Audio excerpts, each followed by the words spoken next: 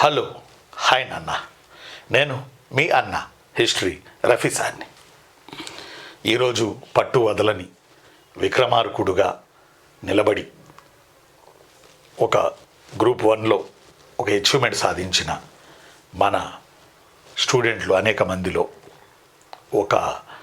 ఒక విన్నర్ యొక్క విజయగాథను ఈరోజు ఈ 10 నిమిషాలు మీకు నేను చెప్పాలని నా మనసు ఉవ్విళ్ళూరుతుంది. అనగనగా ఒక తల్లిదండ్రులు, తండ్రి ఎయిర్ ఫోర్స్లో జాబు, రిటైర్డు, తల్లి హై స్కూల్లో హిందీ పండిట్. చిన్నప్పటి నుంచి వీళ్ళకు పుట్టి ఉన్నటువంటి రమేష్ బాబు అని చెప్పి ఆయన చిన్నప్పటి నుంచి మంచి హుషారు, మంచి తెలివి, మంచి స్ఫురద్రూపి, ప్రతి విషయాన్ని కూలంకషంగా దాని డెప్త్లోకి వెళ్ళి ఆలోచించే మనిషి. ఇలా కోనసీమ జిల్లాలకు చెందిన రమేష్ బాబు అంచెలంచెలుగా ఎదిగి చదువుకొని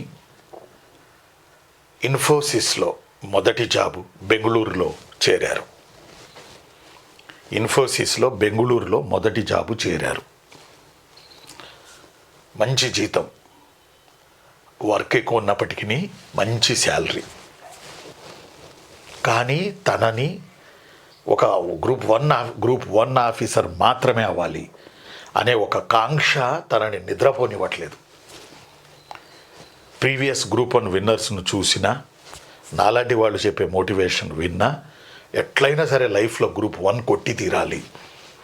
ఓ పక్క జాబ్ చేస్తూనే, ఓ పక్క హెక్టిక్ షెడ్యూల్ ఉంటేనే, దాంట్లో పడి నలిగిపోతూనే, సమయం దొరికినప్పుడల్లా చదువుకుంటూ, రైటింగ్ ప్రాక్టీస్ చేసుకుంటూ, ఆ మొక్కవోని దీక్ష అనేది ఉందే, గ్రూప్ 1 కొట్టి తీరాలి, నేను గ్రూప్ 1 ఆఫీసర్ అవ్వాలి అనేది ఆయన సెన్స్లో పెట్టుకొని ఆలోచిస్తూ అలా ఇన్ఫోసిస్ జాబు కొన్నాళ్ళు చేశారు రమేష్ బాబు బెంగళూరులో. తరువాత అంటే కాంపిటేటివ్కి ప్రిపేర్ అయ్యే ఉద్యోగార్థులు చేయాల్సింది ఏంటంటే ఒకదాని మీదే డిపెండ్ అవ్వకూడదు అనేది రమేష్ బాబు గారు చెప్పే మాట. ఆయన రెండోది ఆ ఇన్ఫోసిస్లో చేసే సమయాన్నే బ్యాంకులో అసిస్టెంట్ మేనేజర్ పోస్ట్ కొట్టారు. అది ఆషామాషి పోస్టు కాదు, అది తక్కువైన పోస్టు కాదు. అందులో కొన్నాళ్ళు చేశారు, బ్యాంకులో కొన్నాళ్ళు చేశారు. సాఫ్ట్వేర్ కన్నా మించిన హెక్టిక్ షెడ్యూల్ బ్యాంకుల్లో ఉంటుంది. నిన్నో ఇవాళ రాజమండ్రి నుంచి ఒక ఆయన నాకు ఫోన్ చేసి, సార్ మీ మెటీరియల్ పంపండి, నేను బ్యాంకులో ఆల్రెడీ జాబ్ చేస్తున్నాను సార్, నేను దీని నుంచి బయటపడి నేను గ్రూప్స్లో ఆఫీసర్గా కావాలి సార్, నేను దయచేసి నా బుక్స్ పంపండి సార్ అని వారు మెసేజ్ పెట్టారు. ప్రీవియస్లో కూడా చెన్నైలో, మదురైలో బ్యాంక్ జాబ్ చేస్తున్న ఆయన కూడా గ్రూప్ 1 రాశారు, అంటే గ్రూప్ 2 రాశారు. అంటే నేనేమంటానంటే మిమ్మల్ని ఒక లక్ష్యం పెట్టుకుంటే, ఆ లక్ష్యం వైపు పయనిస్తుంటే ఈ జాబులు వచ్చేస్తూ ఉంటాయి. రమేష్ బాబు గారు అసిస్టెంట్ మేనేజర్ అయ్యారు, కానీ నిద్ర లేదు, చేయబుద్ధి కావట్లేదు. విచ్ మీన్స్ ఆయన సర్వీస్ ఆయన చేస్తున్నారు, కానీ ఆయన ప్రాణమంతా గ్రూప్ 1 ఆఫీసరే అవ్వాలి. ఇదే ఆయన టార్గెట్. గ్రూప్ 1 అవ్వాలి, గ్రూప్ 1 కొట్టాలి, గ్రూప్ 1 ఆఫీసర్ అవ్వాలి, ఇదే ఆయన టార్గెట్. అబ్బా 2018 గ్రూప్ 1 రాశారు, ఇంటర్వ్యూకి కూడా వెళ్ళొచ్చారు. అర్థమట్లా? అప్పటి నుంచి నాకు ఆయన పరిచయం, రమేష్ బాబు గారు. ఇంటర్వ్యూకి కూడా వెళ్ళొచ్చారు, కానీ అది రకరకాల న్యాయ వివాదాల్లో ఇరుక్కుపోయింది. మీకు తెలిసిందే, హైలాండ్లో పేపర్లు దిద్దిచ్చారని అవన్నీ మనం చూస్తూ ఉన్నాం. ఇలాంటివి జరగకుండా ఉన్నట్టయితే ఒకవేళ రమేష్ బాబు గారు ఇంటర్వ్యూ దాకా వెళ్ళొచ్చారు, అప్పుడే వారికి గ్రూప్ 1 పోస్ట్ వచ్చి ఉండేది. అప్పటి నుంచి వారు నాకు ఫోన్లు చేయడం, నేను వారికి మోటివేషన్ ఇవ్వడం, చక్కగా ఒక హృదయంలో నుంచి మాట్లాడేవాడు ఆయన. మాటలను బట్టి తెలిసిపోతూ ఉంటుంది మనకి, ఎదుటి వాళ్ళు ఆర్టిఫిషియల్గా మాట్లాడుతున్నారా, అవసరార్థం మాట్లాడుతున్నారా, లేక మనస్ఫూర్తిగా మాట్లాడుతున్నారా అనేది మనకు ఫోన్లో తెలిసిపోద్ది. మనస్ఫూర్తిగా మాట్లాడే కేటగిరీకి చెందిన వాళ్ళు రమేష్ బాబు. చక్కగా సార్ ఏమవుతుంది 2018 ఎలా అవుతుంది, ఏమన్నా మళ్ళీ మాకు జాబులు వచ్చే ఛాన్స్ ఉందా సార్, ఇలా చక్కగా సార్ మీరు బిజీగా ఉన్నారా, ఉంటే తర్వాత చేస్తాను సార్. అట్లా 2018 నుంచి ఆయనకు పరిచయం. 2018 మిస్ అయింది ఆయనకి. మళ్ళీ ఏం చేశారు, జాబ్కి వెళ్ళి ఈసారి టీసీఎస్లో జాయిన్ అయ్యి మళ్ళీ జాబ్ చేసుకుంటూ దేవుడి దయ వల్ల లక్ష్యం బలంగా ఉంటే 2023లో మళ్ళీ గ్రూప్ 1 వచ్చింది. గ్రూప్ 1 నోటిఫికేషన్ వచ్చింది. దానికి మళ్ళీ అప్లై చేశారు. ఇదన్నా జరిగిద్దా సార్ సవ్యంగా, సకలంగా ఇది కూడా జరిగిద్దా సార్ జాగ్రత్తగానే అడిగేవాళ్ళు. లేదు మీరు రాయండి రమేష్ బాబు గారు, మీరు ఖచ్చితంగా కొడతారు రమేష్ బాబు గారు. మొన్న మీరు ఇంటర్వ్యూ దాకా వెళ్ళి వచ్చారు, అదేదో న్యాయ వివాదాల్లో ఉండబట్టి మీరు మిస్ అయ్యారు, కానీ ఈసారి ఖచ్చితంగా మీరు కొట్టి తీరుతారు రమేష్ బాబు గారు అంటే ఆయనలో వాయిస్ బేస్ అలాంటిది నాకు అనిపిస్తుంది. తెలిసిపోతుంటుంది నాకు వీళ్ళు ఎంత సీరియస్గా మాట్లాడుతున్నారు నాతో. 2-3 సార్లు నేను ఫోన్ చేయించుకుంటా, ఎందుకంటే వాళ్ళ సీరియస్నెస్ నాకు అర్థం కావాలి. చాలామందికి ఒక ఎమోషన్ లాగా వస్తుంది, అప్పుడు నాకు ఫోన్ చేస్తారు, నేను చెప్తాను, తర్వాత మళ్ళీ కనపడరేక. ఇలాగా దీన ప్రశాంతంగా చక్కగా సార్ మీరు ఫ్రీగా ఉన్నారా, నేను మాట్లాడవచ్చా, అదే చాలా ముచ్చటేసింది నాకు. అందువల్లే ఆయనతో నేను ర్యాపౌట్ ఏర్పాటు చేసుకున్నా. అర్థమంటే ఇన్ఫోసిస్లో చేస్తూ మళ్ళీ 2023 ప్రిలిమ్స్ మెయిన్స్ రాసి మొన్న వచ్చినటువంటి రిజల్ట్స్లో వారు అసిస్టెంట్ కమిషనర్ స్టేట్ ట్యాక్స్లో సెలెక్ట్ అయ్యారు రమేష్ బాబు గారు.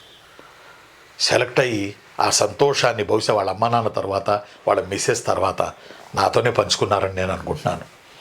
చెప్పారు, 2-3 సార్లు చేశారు. ఎవరా అని చెప్పి సాయంత్రం వేళ 6:30 తర్వాత ఫోన్ చేశారు. ఆయన చేశారు, ఎత్తాను నేను. సార్ ఇలా వచ్చింది సార్, ఇలా అసిస్టెంట్ కమిషనర్ పోస్ట్ వచ్చింది సార్, చాలా సంతోషం రమేష్ బాబు గారు అని మనసులోనే దండం పెట్టుకున్నా ఆయనకి. పట్టు వదలని విక్రమార్కుడు, పట్టు వదలని విక్రమార్కుడు. ఎక్కడ 2018, ఎక్కడ 2025, 26 అంటే రవి అవి ఎన్నేళ్ళు రవి, అవి 3 ఏళ్ళు, ఈ యొక్క 6 ఏళ్ళు, 6, 7, 8, 9, 10 ఏళ్ళు ఇంచుమించు. ఆయన ఒక విన్నర్ అవ్వడానికి, ఆయన అనుకున్న లక్ష్యాన్ని సాధించడానికి 10 ఏళ్ళు పట్టింది రమేష్ బాబు గారికి. అలాగనే ఆయన దీనికోసమే కూర్చోలా, దీన్ని మనసులో పెట్టుకుని దీన్ని ప్రిపేర్ అవుతూనే ఆయన ప్లాన్ బిలో జాబ్లో ఉన్నారు. జాబ్ చేసుకుంటానే ఈ చదివారు ఆయన. జాబ్ చేసుకుంటూ చదవాలంటే చాలా హెక్టిక్ షెడ్యూల్, చాలా భయంకరంగా ఉంటుంది ఆ పెయిన్, నాకు తెలుసు. అలాంటి భయంకరమైన హెక్టిక్ షెడ్యూల్ పెట్టుకుని ఆయన మరీ చదివారు. అర్థమైందా మీకు?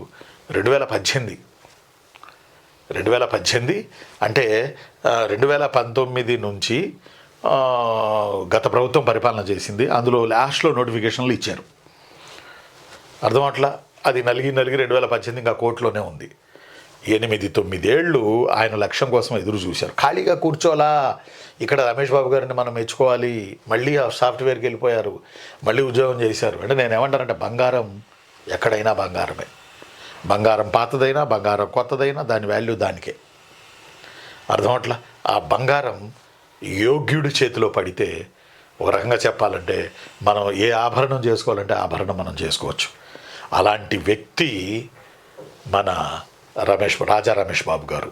ఎస్, నేను ఎందుకు ఇది చెప్తున్నానంటే లాంగ్ ప్రాసెస్ ఉంటుంది దీనికి. కష్టాలు ఉంటాయి, కన్నీళ్ళు ఉంటాయి, త్యాగాలు ఉంటాయి, ఖచ్చితంగా త్యాగాలు ఉంటాయి. ఒక ఉద్యోగి జాబ్ కొడుతున్నాడు అంటే ఉద్యోగం లేని వాళ్ళు దాన్ని మరింత స్ఫూర్తిగా తీసుకోవాలి.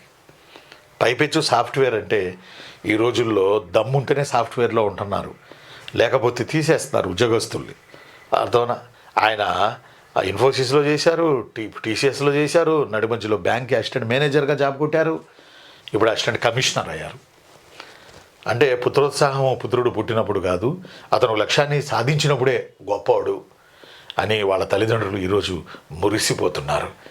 ఈ జర్నీ ఈ జర్నీ చేయడం అనేది చాలా టాస్క్. ఈ జర్నీలో మీరు ఎంత త్యాగం ఎంత సంతోషాన్ని అనుభవిస్తే ఈ జర్నీలో రమేష్ బాబులా మీరు నిలబడతారు. ఆయన మన మెటీరియల్ తెప్పించుకున్నారు, మన దగ్గర కోచింగ్ తీసుకున్నారు. అర్థం అట్లా అప్పుడప్పుడు అడిగేవారు నన్ను డౌట్లు. నిజంగా ఆయన జర్నీ చాలా ఇన్స్పిరేషనల్ జర్నీ.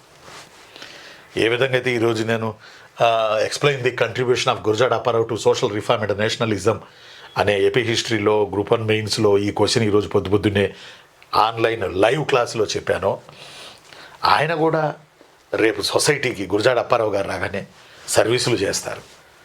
ఒక లక్ష్యాన్ని కొట్టాలి అనే లక్ష్యం పెట్టుకున్నప్పుడు ఆలస్యం అవ్వచ్చేమో, కానీ విజయం ఆలస్యం అవ్వచ్చేమో, కానీ విజయం రాక మానదు.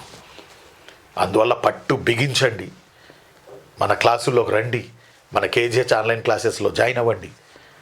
అర్థం అట్లా పట్టు బిగించండి. ఇక్కడ ఉంది మనకి నెంబరు 9866414200. పట్టు బిగించండి, ఈ క్లాసులుగా హాజరు కండి. మీరు కూడా రమేష్ బాబు గారి లాగా విజయం సాధించి సొసైటీకి సర్వీస్ చేయండి. గురజాడ అప్పారావు గారు, కందుకూరి వీరేశలింగం గారు, గుర్రం జాషువా గారు, రఘుపతి వెంకటరత్నం నాయుడు గారు, చిలకమర్తి లక్ష్మీ నరసింహం పంతులు గారు. అంటే మీరు అనుకోవచ్చు ఈ విన్నర్స్ని వాళ్ళతో పోల్చగలమా అని. వాళ్ళు చేసింది సోషల్ సర్వీసే, వీళ్ళు రేపు చేయబోతుంది సోషల్ సర్వీసే. ఇలాంటి వాళ్లను, ఇలాంటి త్యాగదనులను స్ఫూర్తిగా తీసుకుని గ్రూప్ 1 కానీ గ్రూప్ 2 విన్నర్స్ కానీ సమాజానికి సేవ చేసి తీరాలి. ఆ సేవ హృదయాంతరాళాల నుంచి రావాలి. దానికి ఫీల్ అయితే అంతకన్నా సంతోషం ఏముంది. నువ్వు అన్నం తినడం కాదు, ఎదుటివాడికి కూడా ఒక ముద్ద పెట్టి అతను తింటున్నప్పుడు అతనిని చూసి నువ్వు సంతోషపడతావే నీ మనసులో మనస్ఫూర్తిగా, అప్పుడు మనిషి మహామనిషి. ఉంటా. నేను మీ అన్న హిస్టరీ రఫీ సార్ని. రమేష్ బాబు గారికి బెస్ట్ ఆఫ్ లక్ చెప్తూ మీ అందరి తరపున, నేను వేలాదిగా ఉన్నటువంటి మన యూట్యూబ్ ఛానల్ తరపున వారికి బెస్ట్ ఆఫ్ లక్ చెప్తూ మీ అందరి తరపున నేను సెలవు తీసుకుంటున్నాను. నేను మీ అన్న హిస్టరీ రఫీ సార్ని మరో విజేతను మళ్ళీ మీ ముందు తీసుకొస్తాను. Thank you very much.